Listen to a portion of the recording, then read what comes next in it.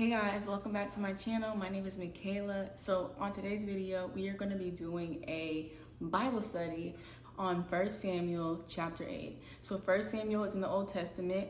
So if you don't know who Samuel is, his parents were Hannah and Elkanah. I can't remember his name, but I know his mom was Hannah, and she could not have kids, and so she prayed to God. And she told God, if you allow me to have this child or have a child, I'll make sure to bring him back to you and he will serve you in your temple for all his life. And so God gave her the blessing of a child. She raised him, weaned him off, and then she brought him to the temple where Eli was the person that, kind of trained him, brought him up, and he was always with the Lord. And so now Samuel's old in chapter 8. He's old man now. He has judged Israel for a while. And so now that he's getting old, he wants to appoint his sons to be judges. But the people of Israel are like, no, we don't want them to be judges because they're not like you. They're crooked. They do stuff they're not supposed to be doing. We want a king. And so Samuel was like, a king? Why would you want a king? But they just kept talking about it. They wanted it. And so he took it to the Lord, and the Lord told Samuel to give them what they asked for. He told them that they're not rejecting Samuel, but they're rejecting God. And so I want you to go through and read the chapter yourself. It's not that long. I think it's like maybe 30 verses, if that. It's not that long. It's a really good chapter. But the verses I really want to focus on are verses 5 through 9, basically about how the people of Israel came up to Samuel. So I'm going to read it. I'm going to put it on the screen so that you guys can see it. So let's go. So verse 5. Look, they told him, you are now old, and your sons are not like you. Give us a king to judge us like the other nations have. Samuel was displeased with their request and went to the Lord for guidance. Do everything they say to you, the Lord replied, for it is me that they are rejecting, not you. They don't want me to be their king any longer. Ever since I brought them from Egypt, they have continually abandoned me and followed other gods, and now they are giving you the same treatment. Do as they ask, but solemnly warn them about the way a king will reign over them. So that's from the New Living Translation. So other translations might read a little different, but that's what I have. I have some notes right here of some points that I took from reading this.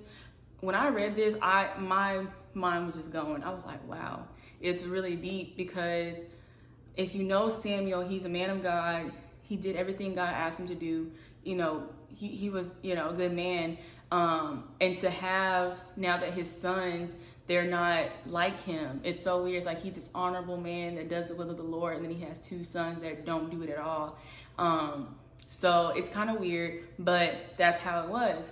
So, but I noticed that everything in the Bible, just how I'm reading it and what I'm understanding, everything, of course, happens for a reason. God has a solution for everything. If somebody's doing this, he already knows the plan of how he's going to make it work for something else to make sure that everything works out. So I have 4 points that I want to make from this chapter in hopes that maybe you can understand, and just how we can learn from this lesson of what the Israelites are about to learn. Because if you keep reading after chapter 9, God eventually does give them the king. So let's get into it. So in verse 5, you have the Israelite leaders or elders coming to Samuel saying that they want a king because they don't want his sons to be their judge. They want a king because all the other nations around them have a king to judge and to lead them into battles and stuff. And so they wanted to be like the other nations. And so Samuel, just, I believe, being as wise as he was, and he was a prophet, just knowing, what that was about, he was like, what are you talking about? But the point that I want to make from that verse is comparing yourself to the unknown. So they were comparing their nation with other nations that they don't know nothing about. They don't know what it really means to have a king. They've never had a king like rule over them. So they were comparing themselves, thinking that the grass was greener on the other side, or that's what they're assuming, that the grass is greener on the other side, but they don't know. We have to stop comparing ourselves to things that we don't know anything about. It's so easy to look at somebody else's life and think, oh, they have it all together, but they don't. We don't know, especially on social media. People can show you whatever they want to show you. And you think that they have it all, and you're comparing your life, and now you're depressed, and now you're sad, and now you're going out and spending so much money and doing this, doing that to get like them, but you don't know what goes on behind closed doors. You don't know what they had to do to get to where they're at.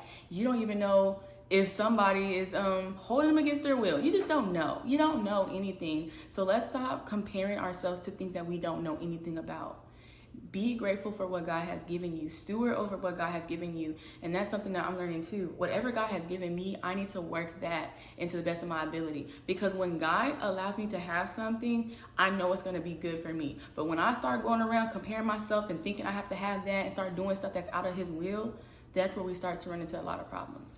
Point number 2, avoiding wise counsel.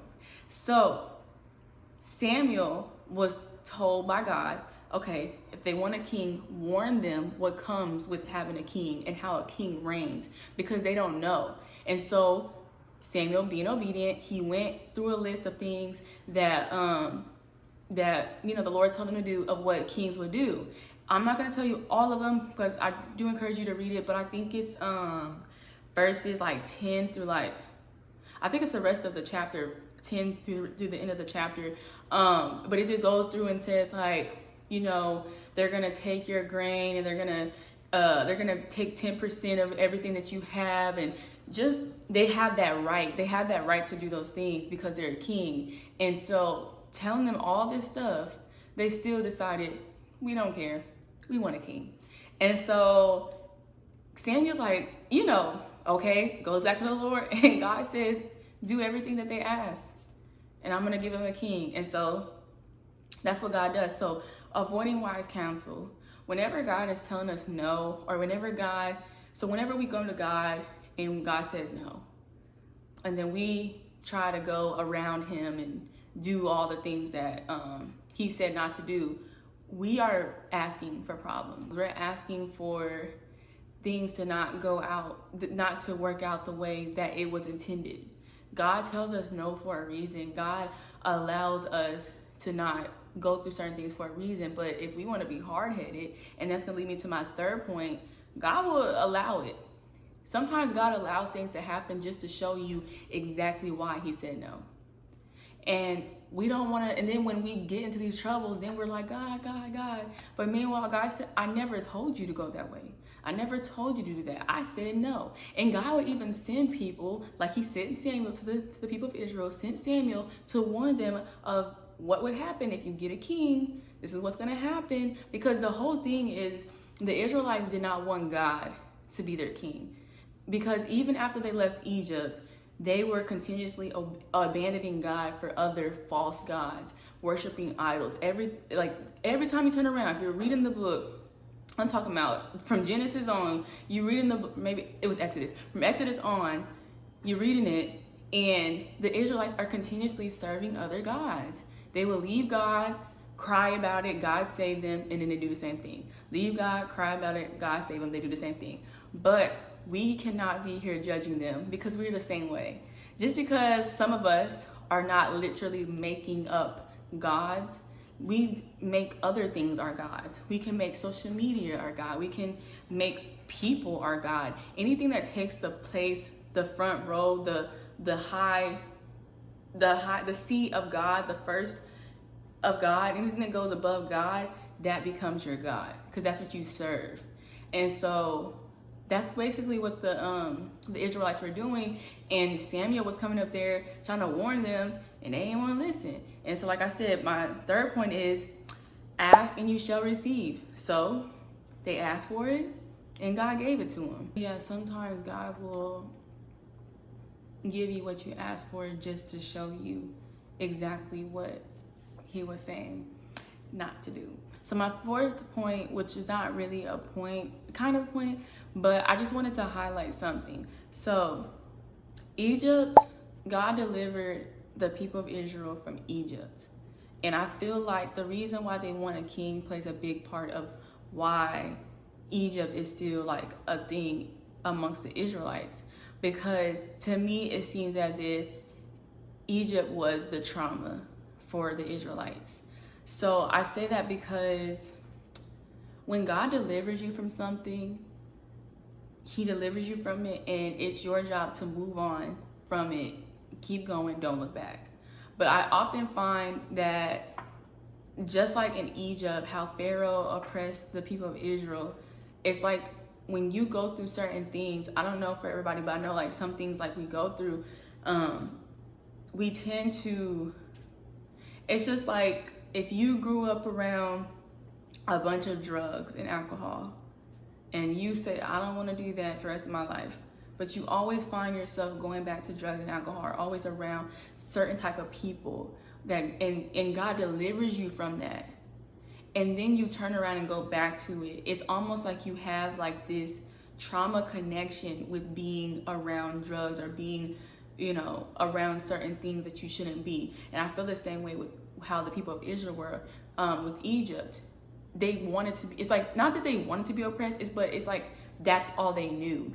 And anything other than being oppressed was not good for them. And my thing is, the people that Samuel is talking to, they're not even the first generation of Israelites. This is like, you know, generations later, but they're still having this generational connection to being oppressed in every generation that they go through. Because it's like God will rescue them from something. They'll do something crazy, get themselves in some type of trouble, and then God will rescue them again. It's like, and you're seeing this repeating cycle, and it's like they just keep asking for trouble. And God's like, okay, I'm about to give y'all a king. Y'all want this king because you don't want me to be king? Okay, I'm gonna show you what a king really does, and I'm gonna also give you the rights to the king, and let you know that this is what comes with having a king. So you want it bad enough, that's what you're gonna get. So my point that I want to make is, we have to stop going back to the places that God has delivered us from. God delivered you from that for a reason, right? So why are you going back? Why are you going back? God wants you to move on so that he can show you better, because God was trying to give Israel better, but they kept wanting to go backwards. They kept wanting to be disobedient. And God's just like, if you just trust me, follow what I say, it's going to be good for you. He even told them before they even entered the land, do not serve other gods. Do not stray away from the Lord. Don't do all these things. And here they are in their land, the promised land, and they're doing everything that God told them not to do. And so now they're about to really see what's about to happen. So I encourage you to read on into the chapter and see more about what's going to happen. 1 Samuel is a really good book.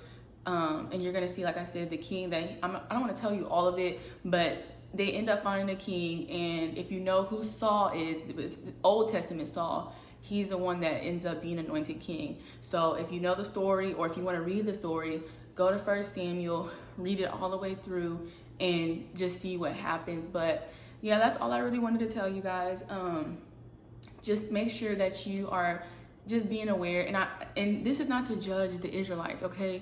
If anything, the Bible is full of lessons that we can learn. It's full of things for us to learn from. So just to recap, the 4 points. Stop comparing yourself to the unknown.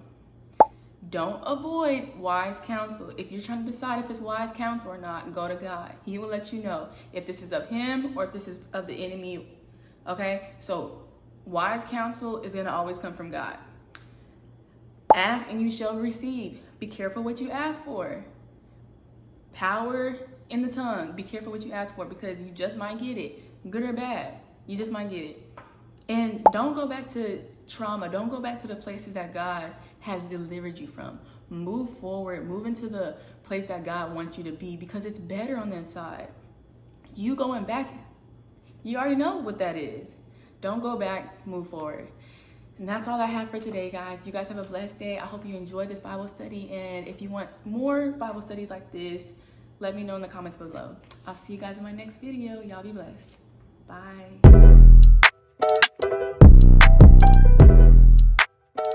Back in that bag.